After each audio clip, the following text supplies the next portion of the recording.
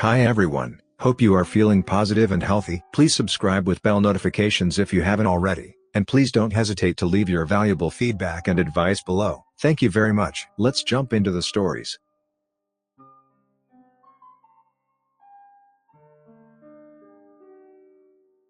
Am I the unreasonable one for refusing to lie about my husband having a favorite child? When I met my husband, he had a 15-year-old daughter, who was for the most part easy to get along with though ridiculously spoiled. His daughter's mother had some mental issues and he was a single dad for most of her childhood. He said he never wanted kids and she had been a result of birth control failure and that he didn't want any more. I told him that not having kids was a deal breaker for me and he quickly reconsidered. His daughter was 17 when our daughter was born and I was shocked at how jealous she was. In general, she is not the clingy emotional type, but she was furious. He made it his priority to make her feel better and reassure her that she was always going to be the important one. My stepdaughter went to college and thrived and we had another child. She wasn't even jealous that time, but he still made a big production of loving her more. Right now our kids are 13 and 15 and my stepdaughter is 32, married with kids, and living on her own. But it is still pretty clear that he favors her. They talk on the phone almost daily, but he has a hard time talking to our daughters because they're too emotional. Right now he is visiting his oldest daughter at her beach house and we weren't invited because she hates our 13-year-old. My daughter did go through a phase of being very rude and acting out, but we did therapy and discipline and it is under control right now. I said he shouldn't go see his daughter because it is rude to exclude his wife and kids and he said he doesn't care if she is rude, she's still his daughter. In the past when the kids said something I made excuses for him. We FaceTimed today and my 13-year-old made a comment about my stepdaughter being his favorite and I just said I'm sorry honey. When the kids got off the phone he got mad at me for not correcting her. But I said I'm not going to lie about it anymore. He has admitted to me in private that she is his favorite, but he says it's not his fault and he can't control how he feels. When the kids got off the phone he got mad at me for not correcting her. But I said I'm not going to lie about it anymore. He has admitted to me in private that she is his favorite, but he says it's not his fault and he can't control how he feels. Not the unreasonable one. Your kids notice it. Telling her no, daddy loves you just as much as invalidating her experience. She doesn't need to be told he loves her when her reality is that he doesn't. What would telling her she's wrong achieve except stop her speaking up? She'd internalize it. This is where daddy issues come from. Your husband needs to grow up. He likely feels that as a single parent of his other daughter for so long he has to make up for the missing parent. But that doesn't mean he should so clearly have a favorite. How must it feel to be your kids and grow up knowing you're second best? He's an a-hole and your daughters know it, even if you tell them they're wrong. Everyone sucks here. He should have just let it be a deal breaker. There is no compromise between wants kids and does not. Someone ends up unhappy. Am I the unreasonable one for refusing to split my college funds with my stepsister? My mom passed away when I was 10. My parents were already divorced at this point, so I was the sole beneficiary of her estate. So I have a trust fund which my granddad manages for me until I turn 25. I'm currently 18. As a part of the trust, my mother left me behind some money to pay for college which I will be getting access to soon. My dad remarried my stepmother shortly after his divorce with my mother and she has two daughters, Hannah, 16 and Emma, 18. Since my mom passed, I've been living with my dad full-time and spent school holidays with my grandparents. For the first few years, things were okay, but then my stepsisters started to complain about my time with my grandparents, because they took me and my cousins on fancy international trips and they were jealous, and my dad started trying to force me to limit contact with them. My grandparents ended up threatening to sue my dad for grandparents' rights so he stopped. Instead he started refusing to give me permission to fly abroad and wouldn't let me keep all of the gifts my grandparents bought me. Recently, my dad and stepmom sat me and Emma down and informed us that they wouldn't be able to help us with college because they'd run into some financial trouble a few years ago and had to use the money to keep us afloat. Emma was devastated and when I didn't have the same reaction, my dad asked me why I wasn't upset. I explained that I still have the money mom left me, that my grandparents also had a separate college fund for me and that my aunts and uncle, mom's siblings, also had smaller college funds for me. My aunt on my dad's side also gave me $5,000 as a high school graduation gift/money for college so I should be able to complete my degree without needing to get any loans as long as I work part-time too. My dad already knew about the money my mom left me, but he had no idea about the rest. Emma and my stepmom started insisting I had to share the college funds with Emma, otherwise it wouldn't be fair. I refused. This is my mom's family's money so I don't think I should share with someone who isn't even related to them. My stepmom started screaming at me and calling me ungrateful for all of the things she's done for me and that she was going to sue me for all of the money she spent on me growing up. My dad got angry with her and told her to stop, and now they're not speaking to each other. He said he's happy that I'll be able to go to college without any debts, but if I would please consider giving her at least one of the smaller funds. Since then, Emma and Hannah have been horrible to me. My stepmom keeps forcing me to do all of Emma's chores, and Hannah said if our parents divorce it'll be all of my fault for being a greedy bitch. Am I the unreasonable one? Not the unreasonable one. Tell yourself grandparents what's happening. Can you go live with them? I'd get out of the house. They will continue to treat you like crap. Not the unreasonable one. Now that you are 18 you should consider going to live with your mom's relatives to get away from your stepmom. Am I the unreasonable one for not siding with wife after she took my daughter's diary? Me M38 got married to my wife, Nora, F31 5 months ago. My daughter, Madison, F12 from my previous marriage is currently living with me and my wife. My daughter is not on good terms with my wife. There is constant tension between the two even though my daughter has been very respectful and keeps to herself. My daughter Madison has a diary where she expresses her thoughts and feelings and write about what bothers her without having to bother anyone with listening. It's her choice to do that and I respect her wanting her own space. Last week, while I was at work, Madison called me and she was crying. She told me that her stepmom took her diary and read through it, and refused to give it back. She said she wanted me to come home immediately. I got home to find Nora and Madison having a screaming match. I asked what was going on and Madison told me that her stepmom snooped around in her room, took her diary and refused to give it back. Nora denied and said she had no idea what my daughter was talking about. I asked my daughter to confirm it, but she didn't. She just kept saying her stepmom took it, and must have hid it cause it was gone that morning. Nora said she didn't do it. I got stuck. I didn't know what to do. My daughter told me to look for it. I started looking thinking she might have forgotten where it was, and I was surprised to find it in our bedroom. I gave Madison her diary back and lied about where I found it. I secretly confronted Nora about it, but she broke down and said that I was supposed to comfort and support her because she read the awful stuff Madison said about her in her diary. I told her she was in the wrong for taking Madison's diary in the first place and cause an issue. She got mad at me and went on about how she was treated and how I was supposed to defend her from this much hate and resentment. I walked out the bedroom. Nora stayed there all day and refused to eat dinner. I brought her dinner upstairs, but she refused to take it. I bought Madison a small box to keep her important stuff in so she won't lose them. Madison and Nora don't even talk to each other. I don't know if I handled this situation properly. My wife is so pissed at me and disappointed that she's hurting and I didn't do anything to make it right.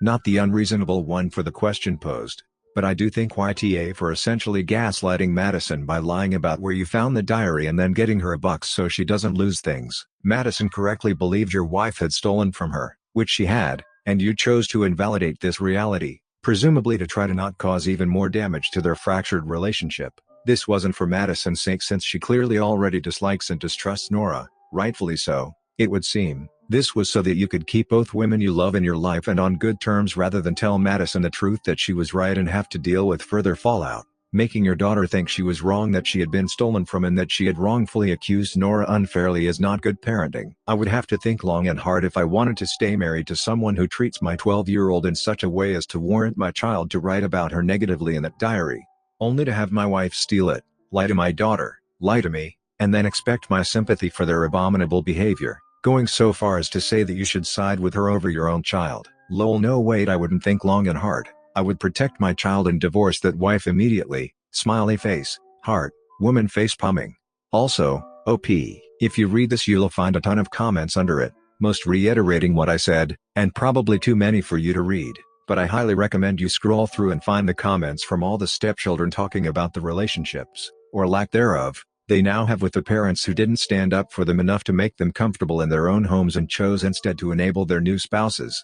Whether I'm able to convince you or not, you should take the time to read the accounts people shared, to at least understand the road you're setting up for your future relationship with Madison. Thank you kind Redditors for the barrage of awards, and for sharing all your stories. Heart, I hope you've all found wonderful people who bring you joy in life, whether they be your biological family or not. You are the unreasonable one. Not for not siding with your wife, she was 100% in the wrong, but for this. I was surprised to find it in our bedroom. I gave Madison her diary back and lied about where I found it. I secretly confronted Nora about it. You lied to Madison, thus making out that she was in the wrong for accusing Nora, And so Nora will not apologize to her for what she did, and Madison will never know for certain that your wife completely broke her trust and now knows her inner thoughts. You let your daughter down so freaking much. She deserves the truth, an apology from each of you, and you need to make very clear to Nora that this kind of crap will not stand. That she needs to respect your daughter, and that you will put your daughter's well-being first.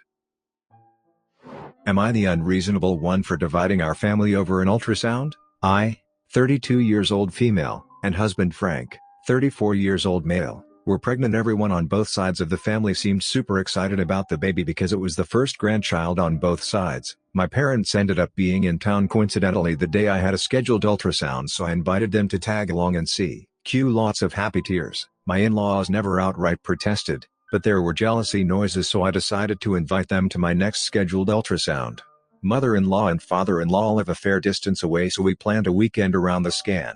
My sister-in-law has always been a bit tricky. She's 4 years younger than Frank and the baby of the family. No is not in her vocabulary. She has shown little to no interest in me or the pregnancy. I'm not offended by people not liking babies, NBD, but I start getting tired of her calling our unborn kid things like a crotch goblin and crotch fruit. Sister-in-law and I don't hang out or talk BTW, she just posts sarcastic comments in the family chat. I just ignore her or let Frank handle it because life is too short for whatever this attention-seeking/jealousy/nonsense is. Fast forward to my picking my in-laws up at the airport Thursday night, and surprise surprise, my sister-in-law is there too. We're a bit confused since she's never flown out to see us in 6 years of marriage and she wasn't invited.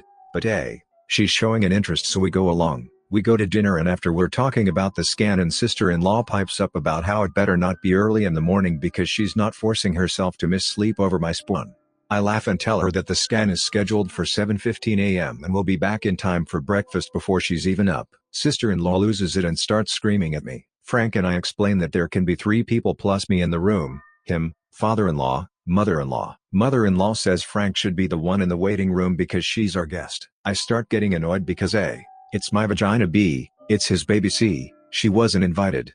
I tell sister-in-law she's not coming and all hell breaks loose. Screaming at me, name-calling, slurs, etc. In-laws back sister-in-law up and say that if she's excluded they're not coming to the appointment either. Giant family fight ending and Frank kicks his whole family out of the house and we go to the ultrasound by ourselves. Baby is now 10 months and in-laws still haven't met him. Sister-in-law hasn't spoken to us and blocked us on everything.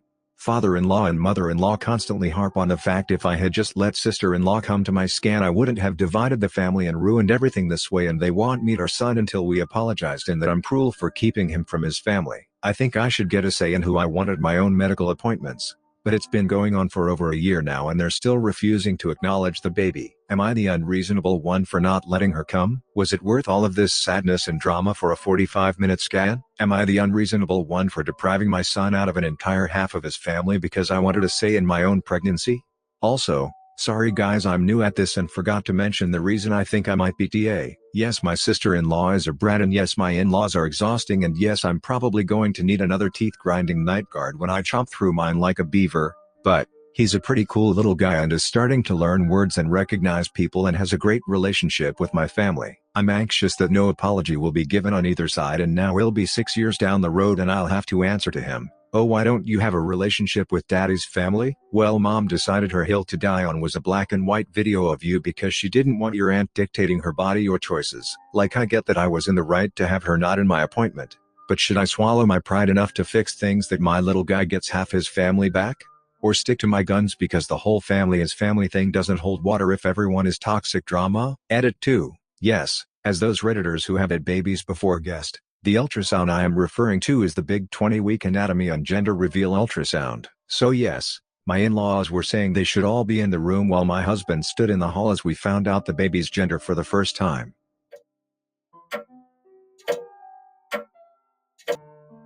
Update. Wow, this blew up. As a longtime lurker who occasionally only posts about dogs and cake decorating, this was a surprise to come back to 3 hours later. First off, thank you to everyone for the incredibly kind and supportive comments, for the awards, for the sharing and the personal stories. I am touched so many people took time out of their day to help with my first world problem. If I don't reply individually immediately, it's because I'm wrangling a 26-pound butterball turkey of a baby. To answer more questions, we're dealing with a family of Long Islanders here, so that should clear up most family dynamic questions. To the non-Americans in the post, Long Island is in New York and is characterized by loud, pushy, affluent, dramatic women. Sorry to everyone getting lumped in here.